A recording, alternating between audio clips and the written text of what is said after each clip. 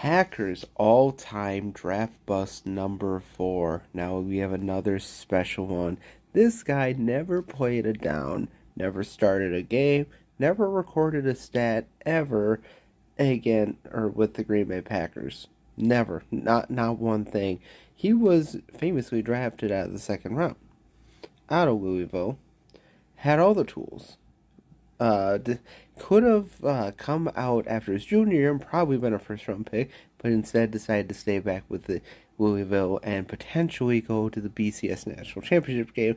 But of course, unfortunately for them, they went 6-6, and as a result, he fell to the second round, which is still pretty good considering his position. He was still one of the number one choices at his position. We have Brian Brohm, quarterback out of Louisville again.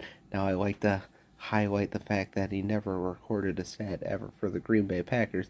He was absolutely just horrible. I mean, he first of all, he got beat out by Matt Flynn, who was drafted in the same draft in the 7th round, and Matt Flynn was a better option to backup quarterback than Brian Brohm. Now, Brian Brohm stayed with the Packers until 2009, when he was cut and he was brought back for the practice squad because, of course, who would want Brian Brohm? Now, again, still, he stayed on the practice squad for a little bit, but then was cut and he made his way to Buffalo. No, he actually started some games for Buffalo, but again, nothing special. 0 touchdowns, 5 interceptions, just horrible. Eventually, he was replaced by Trent Edwards, who was eventually replaced by Ryan Fitzpatrick. Brian Brown would remain a backup for the Bills for a year, and again, nothing happened.